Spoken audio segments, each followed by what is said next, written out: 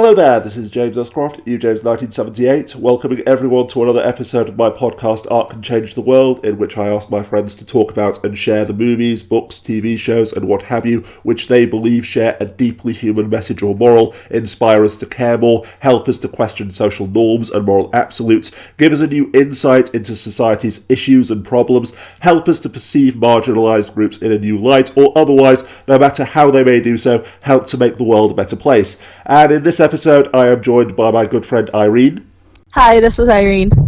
The ironic half of the YouTube channel Ironic Travesty, listed down as the underbar, and who's recommended the Uglies Trilogy, a series of young adult novels written by Scott Westerfeld. As always, this podcast will inevitably contain spoilers, bearing in mind that the last podcast that I recorded discussing a book rather than a movie basically descended into a rant about Trump, and I won't be able to resist mentioning him in this video as well. I ask everyone who's listening to take a shot every time that I do mention him, or it's obvious that I'm eager to mention him. And having hopefully made all of that clear, Irene, please tell us more about these novels, why more people should read them in your opinion, and how you think they can help to change the world. Okay, so this is a three-part novel. The first part is Uglies, and then the second book is Pretties, and after that is Specials. Okay, so this three-part series follows a protagonist named Tally Youngblood, and she's a 16-year-old girl, and she lives in a futuristic dystopian society where when people turn 16, they undergo this operation, so they can become pretty as defined by the standards of their society. And then they move away to this place called New Pretty Town, where like before they were living in a place called Uglyville because it's like they were considered ugly because they didn't undergo the operation yet. So after that they move to New Pretty Town where they live with all the new pretty people, and basically they just party and have no responsibilities during that time.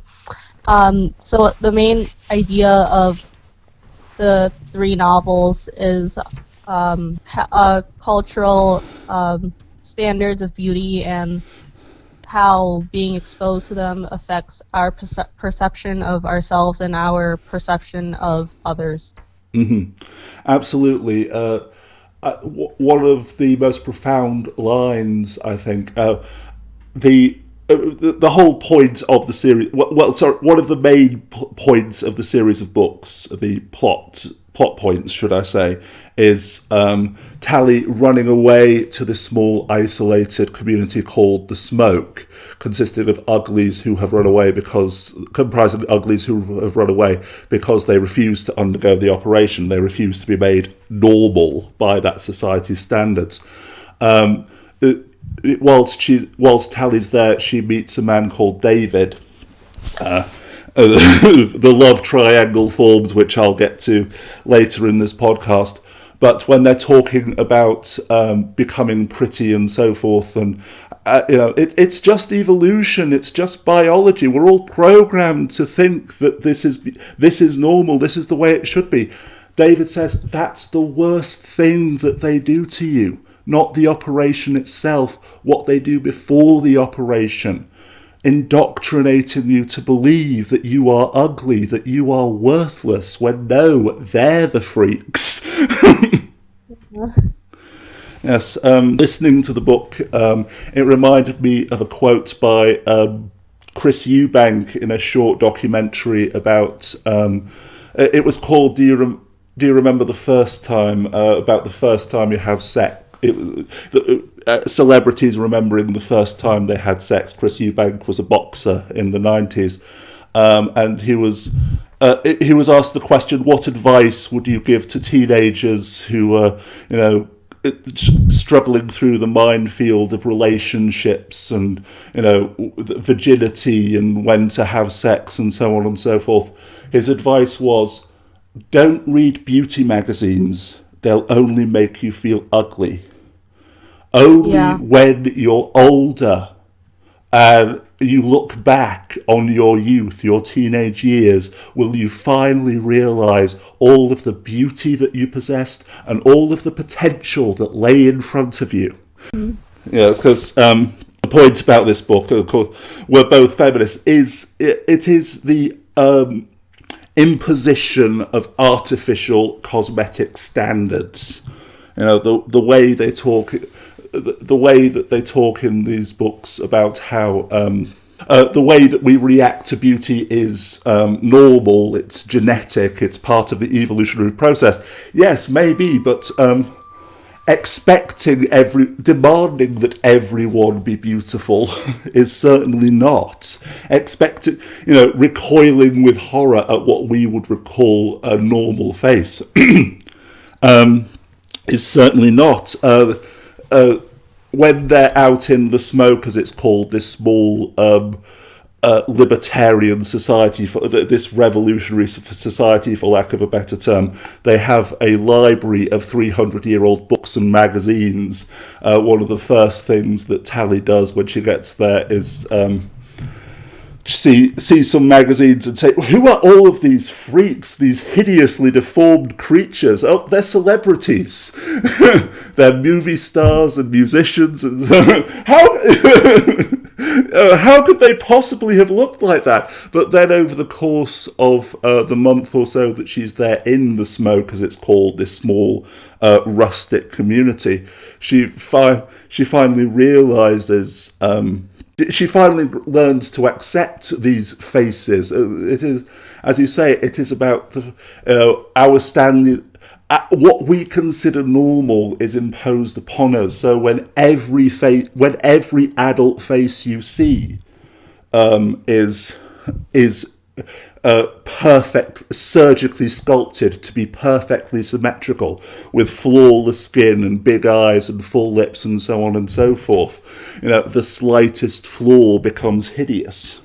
And one thing you didn't mention, Irene, the fact that the operation is performed at 16. So these uglies in Uglyville, they're children between the ages of 12 and 16 undergoing puberty, you know, looking forward to the day when they grow up and will be magically transformed into Barbie dolls. Not exactly subtle there with the cultural subtext, the biting social comments. So I don't know if you feel comfortable about this. I can edit this part out of the podcast if you want to move the discussion on.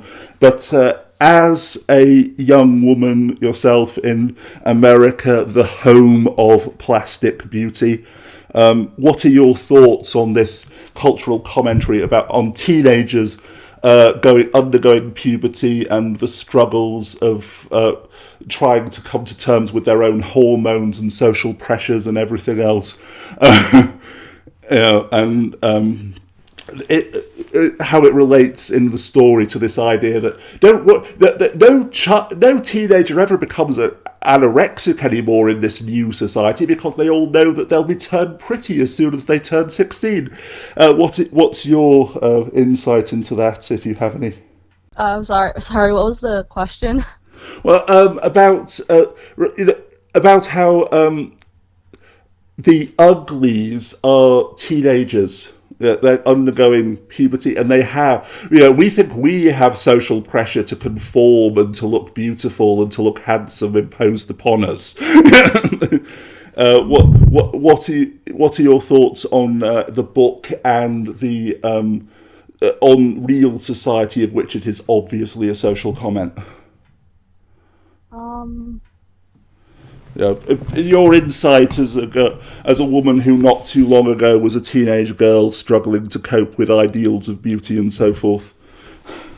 So like you said, it's very relatable to real life because it's like when like in the book before they turn 12 they're considered littlies and everyone thinks they're cute, and it's like in real life it's like, oh, what a cute child, and then when they get older people are like, what happened?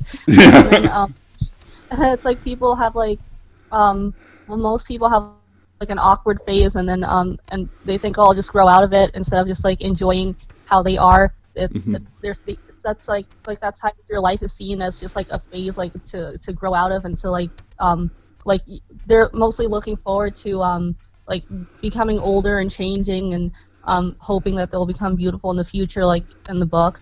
Um, Yeah.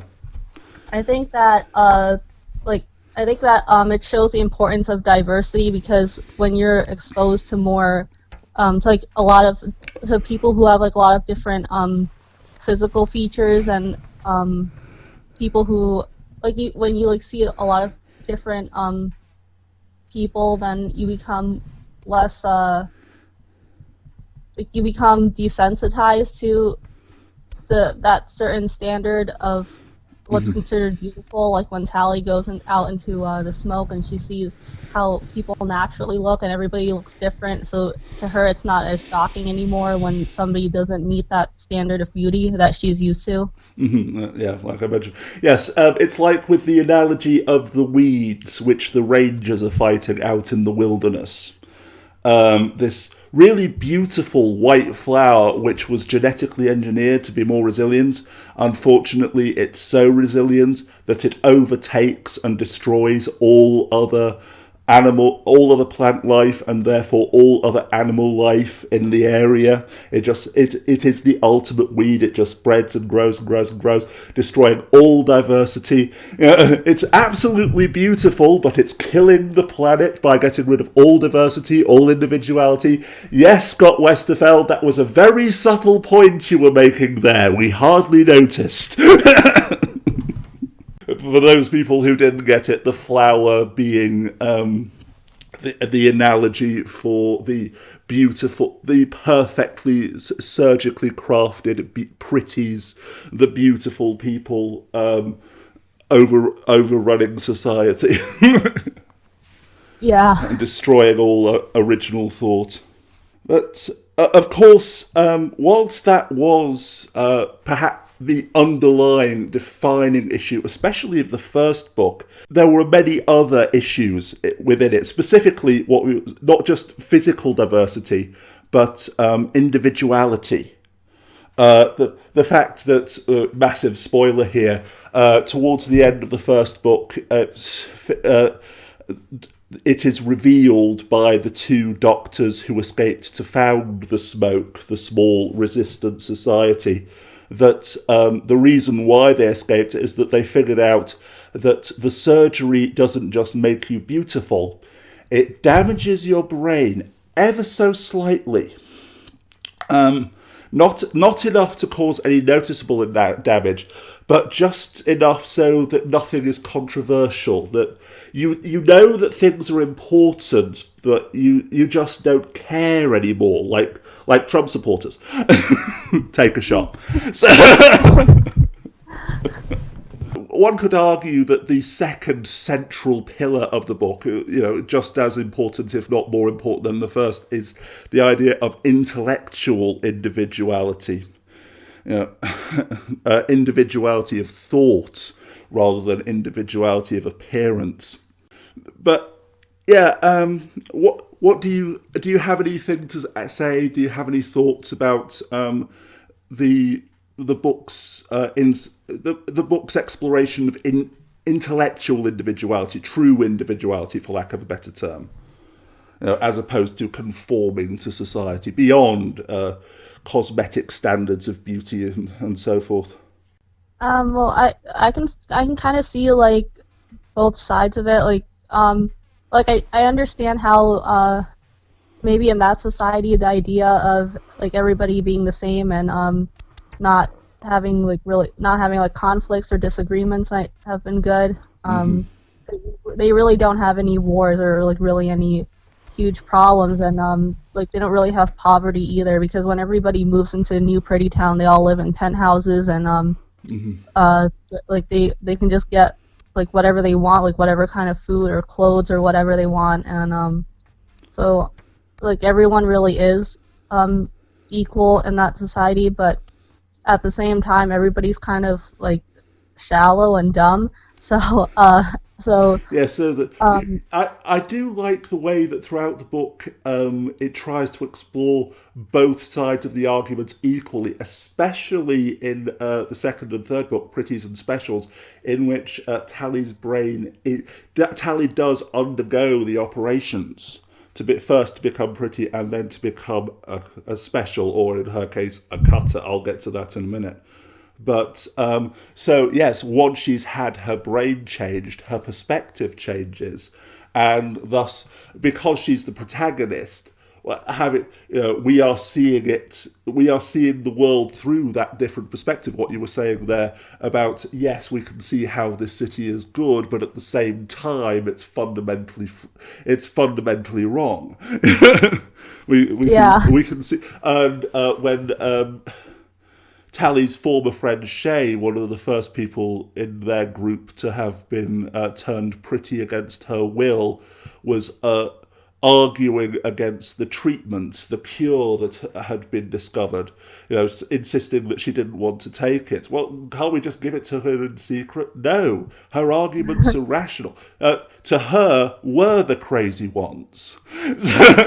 It really this whole idea that you're only insane if the majority of the world disagrees with you. Who's sane and who's not is much more a matter of who is the majority. Take a shot. Yeah, I was heading down a political path there, managed to stop myself, and We just I really hope no want you one to listens. listen to Sorry, the dialogue. sorry. Yeah, sorry. Yeah, I hope no one who listens to this podcast is going to be driving afterwards.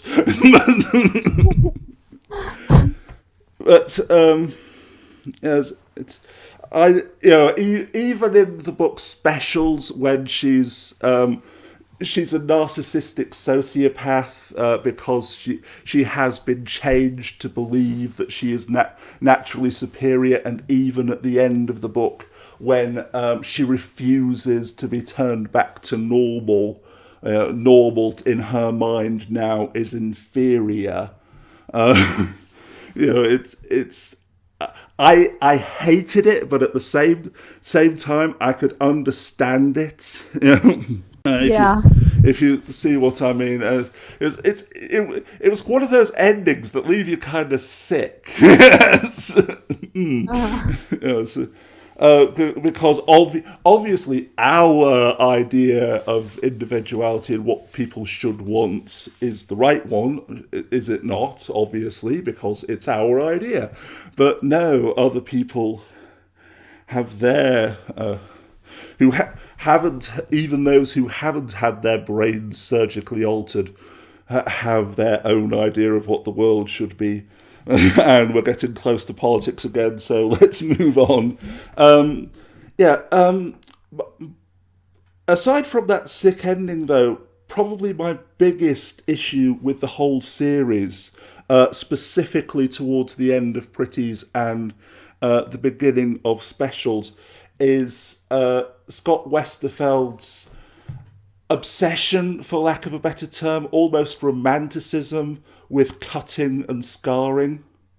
The main focus of the second book in the series, Pretties, is Tally, Shay, and a guy who they meet called Zane trying to break the brainwashing, to try and overcome the damage that's been done to their brains, to be able to think clearly again, to not be narcissistic and narcissistic and shallow. And so the way that Shay discovers to make herself be able to think clearly is to cut herself. And she forms a cult called the Cutters, and this draws the attention of the narcissistic sociopath who runs the city, and she performs surgery on them, and later performs surgery on Tally as well, forming the basis of the third book, turning them into a new group of SS, for lack of a better term, specials, codenamed the Cutters. And even though their brains have been changed, they've been given cybernetically enhanced with infrared vision and so on and so forth. All of the benefits of this technology 3 centuries into the future. The way that they make themselves icy, as they call it. The way that they focus their mind on overcoming primitive human emotions, making themselves superior, is to cut themselves. Treasuring their scars, making tattoos of that whole part. It was literally painful for me to listen to. I listened to the book as an audiobook. It was literally painful for me to listen to that description of it. Did you find the whole cutting aspect and scarring aspect troubling, Irene? Oh yeah, definitely. I remember the first time I read it on paperback. It was like when I got to that part, it was pretty disturbing just to Yeah. have that vision in your mind. Yeah, I can see what Scott was trying to do, because it started off. The book starts off, the opening line: "The sky was the colour of cat vomit," although the cat would have to eat salmon for a long time to get the right shade of pink.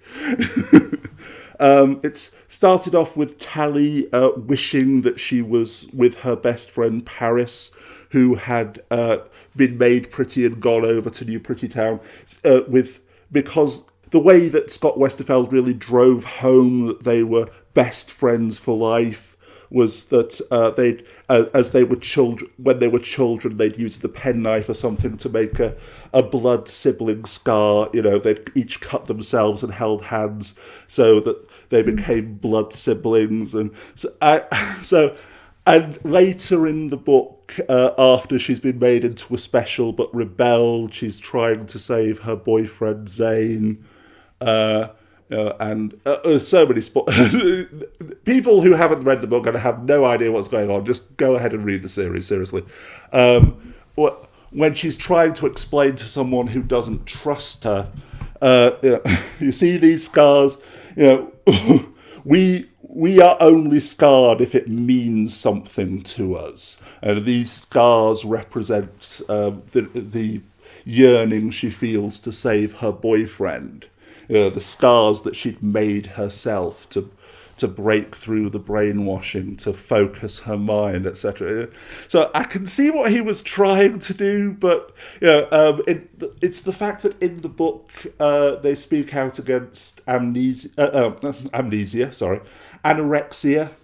But so you're condemning anorexia, but self-injury is perfectly fine. What the fuck? What kind of message are you trying to send here, Scott Westerfeld? It's not so much the cutting itself, it's the fact that it's romanticized. It's the fact that it's portrayed as something that focuses your mind and makes you icy. That's Do you have anything? Sorry? Yeah, I think that's the show. Because at this point, their brains have been modified. Like first with the lesions, and then when they became specials, something else was done to their brains. So I think like the fact that she's romanticizing the cutting and the scars, I think that really shows like how messed up everyone is from My fear is that will teenagers who read this understand that? It's supposed to be showing how fucked up they are. Just be wary there. And speaking of fucked up things, though, David knew that people who are pretty have their brains damaged and so on and so forth. But he does nothing to try and stop people. He even encourages people who he believes are already sheep, in inverted commas, as his father calls them, to just go back and get the operation. It doesn't matter if you were turned into pretties, because you're just part of the 95% of the population that was sheep before the invention of the operation. Only we, the true independent smokies who understand how special we... Fuck you! yeah, yeah, I hate using this term, but the crypto-fascism of the smoke... when... At one point of the book, in the first book, David says, I was this close to telling Shay that she should just forget the whole thing, go back and become a pretty, go back and have the operation. Then later, as I say, with him there, it's revealed that yes, people who undergo the operation have their brains damaged. But it doesn't matter, because that's how 95% of the population were before the operation was invented. They were just mindless sheep. It's just that now they don't fight all the time, they don't hate, and they're much more manageable. Mm-hmm. My response to which is a solid and full-throated, there is no middle finger big enough. You literally don't care about 95% of the population. So, any rebuttal to that? Anything to add to that? Yeah, it's like I don't know. It's like so we're just gonna give up on them, yeah. It's not the fact that society hasn't given them the opportunity to become fully independent, to explore their own minds, to explore their own environment. Yeah, and the society in which we live, even now, yes, 95% of the population may be sheep who do nothing but work, eat cheeseburgers, play the lottery, and watch reality TV, But again, it's like the whole issue of beauty, because that's what's been imposed upon them as normal. They don't have the resources, they don't have the time, they don't have the opportunity, they don't have it. They don't have it demonstrated to them as children that yes, you can go out and ski or snowboard or learn Vietnamese cookery or anything. You can't enrich you. That it isn't shown to them that you can enrich your life. So, yeah. This is one of those books in which there are no good guys, basically.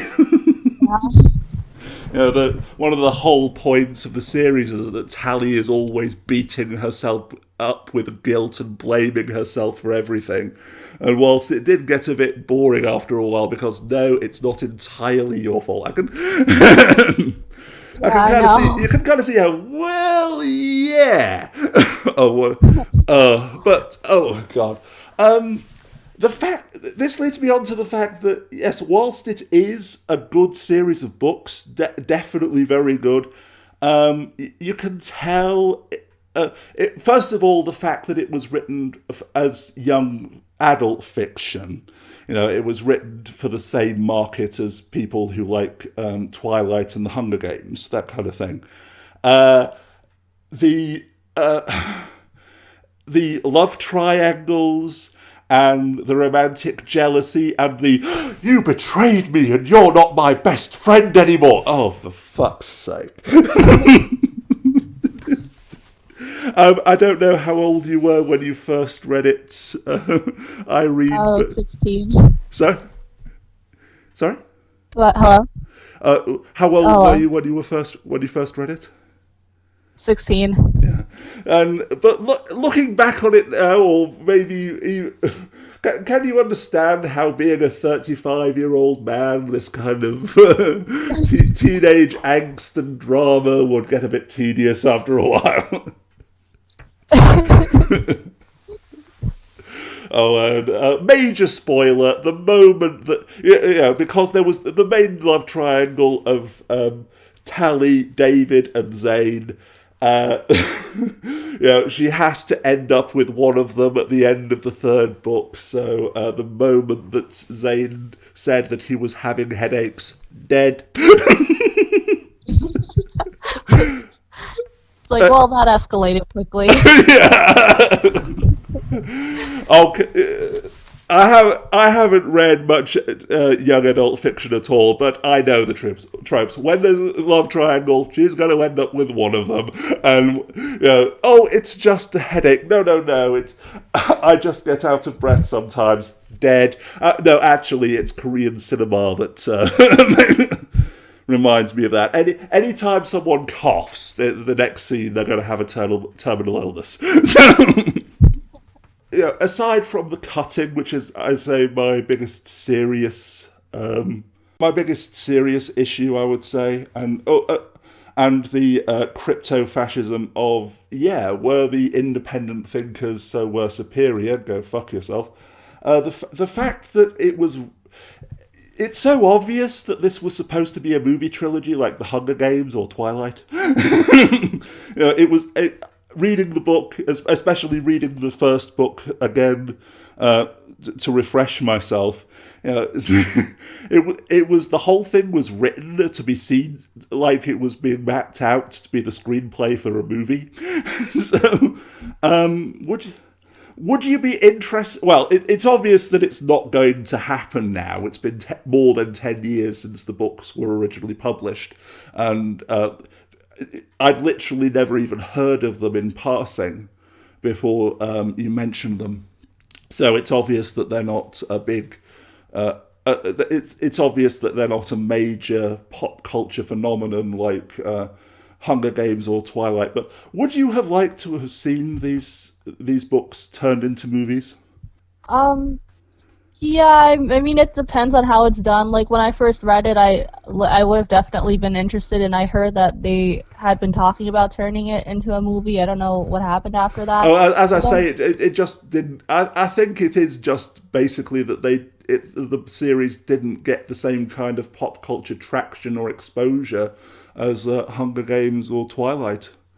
But yeah, I think the biggest problem would have been the CGI for the kind of the difference between the uglies, the pretties, and the specials, and also the hoverboards and all of the uh-huh. other future technology that would have put the cost. The budget on the film on the high side of uncomfortable, and Yes. but so basically, I have to say, this is only my opinion, but these books were written to be made into films.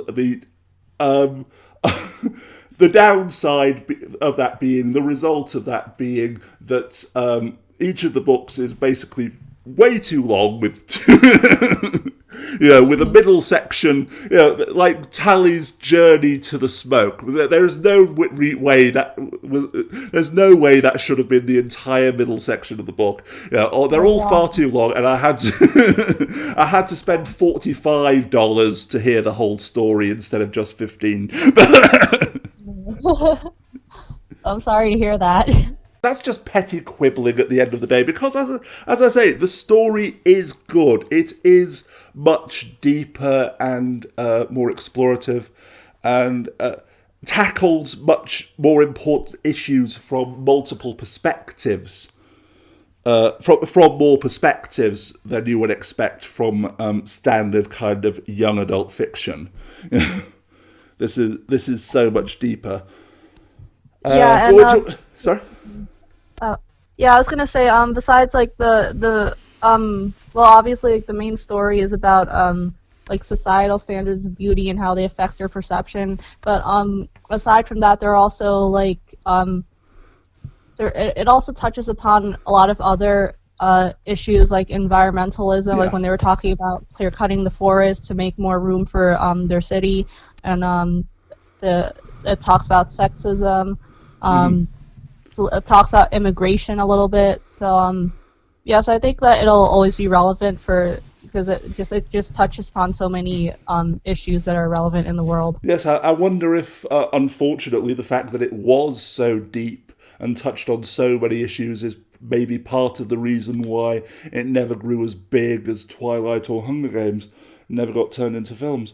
But yeah, the environmentalism aspect of it, because one of the big subplots or big touchstones, bases in the books that they always keep coming back to is that this is the world in which they live about 300 years into the future is a post-apocalyptic society in which the Rusties, i.e. us, that backward, primitive, self-destructive civilization that loved to waste metal and did everything they could to destroy themselves and the planet, had been wiped out because of our dependency on oil.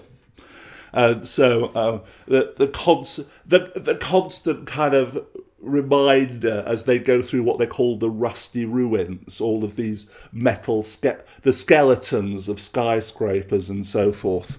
And one of David's most profound lines in the series, it just goes to show us that every civilization has a weakness, one thing on which they are utterly dependent.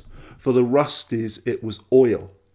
But it can be anything. It can be an idea. That they're talking about the fact that their civilization is they're utterly dependent on the idea of the operation, the cosmetically imposed standard of beauty. But, Yeah. I did mention earlier. I was going to ask you why do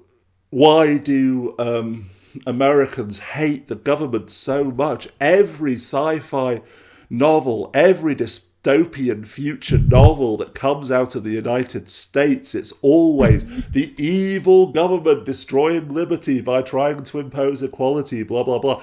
But in a really good twist at the end, as I say, it turns out that it's all just the machinations of one narcissistic sociopath in this one city/country. Take a shot. If only it was that simple.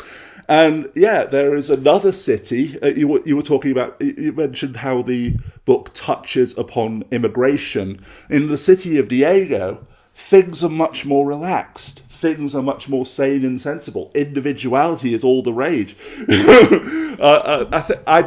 I can't quite remember the third book, so don't hold me to this. I do think at one point Tally wonders, well, maybe individuality isn't such a bad thing, even if it does mean that people can have their little fingers replaced with snakes. Because the plastic surgery in Diego is just so bizarre. Talking about people with television screen nails. And so on and so forth. That's the kind of city in which I want to live. I know. Every day is Mardi Gras. So back to your question. Okay, so you were asking about why like Americans Well, I was going to ask it, but it's not really suitable for this podcast. If you have an answer, go ahead. I would say it's similar to the way that J.K. Rowling in the first Harry Potter book made it absolutely clear that Gryffindor were the good guys and Slytherin were the bad guys. But then by the end of the seventh book, she'd realised that no, that's sending a bad message to children. So she made it much more nuanced, made the line much more blurry. So whilst in this book it looks like it's going to be oh God, the government is evil, only the stalwart libertarians who oppose the government, only the individual free thinkers are the true heroes who will take down the evil empire and bring freedom to the people. No, whilst they bring individuality, the cities don't fall, the government doesn't cease to exist. It's just that they're more democratic rather than being ruled by a dictator. But yes, if you want to answer the question of why Americans hate the government so much, not just in the case of I hate paying taxes, but in the real, deep, existential, pathological sense of if the government grows to a certain size, it will automatically turn into a dark empire. So go ahead. Okay. uh, yeah, I don't know. I never really thought about that, but that's a good question. Yeah, I don't know why other countries don't have, or maybe they do. I don't know, but like I don't know why like a lot of dystopian novels are from America are about the government and whatever. Um, Yeah. yeah. I mean, 'cause, like, like when I read like other people's reviews about this book, and they were saying like, oh yeah, it only takes one person to have an idea and then to influence other people, like with Nazi Germany and World War II and other events like that. So um, yeah, so I don't know why it's just uh, Yeah, I have honestly been considering researching a book on this because it is such a major issue. You know, single payer healthcare, what the rest of the world called sanity, doesn't lead to genocide. You know, it. You know, there are no death panels. And you don't have to have the legally protected right to own assault rifles. Otherwise, the government is going to knock down your door and murder your puppies. It's the rest of the world has been getting on quite fine. But yeah, yeah. we are really straying away from the topic there. I'm not sure if I'll cut this part out of the podcast altogether, but looking at my notes, I think I've said everything that I wanted to say, aside from the fact that in the opening chapters of the second book, Pretties, if I heard the narrator say bubbly or bogus one more time, I was going to stop playing Who Should I Kill First in my head and just go with what felt natural. I was thinking of starting with myself, then the narrator, then the author. Oh, it's bubbly! It's so bubbly! I give it 50 millihelix! I know the whole point of this part of the book is to make us hate the protagonists, to show just how shallow and narcissistic and unbelievably irritating they are, but there is such a thing as doing too good of a job. But yes, I think that's everything I wanted to say. Well, there are many storylines, but that would involve explaining the whole book up until that point, and we don't have that long, basically. I don't think anyone who's listening would have the patience. But is there anything you want to say before we wrap this up? Is there anything that you'd like to add before we wrap this up, should I say? Uh, No. So unless you have something to add, Irene, I think that we can call it a day. Thank you very much once again for joining me to talk about this book which you love and you believe will help to change the world. And until next time, when I'll be discussing another work of fiction with another friend, anyone for Spagball?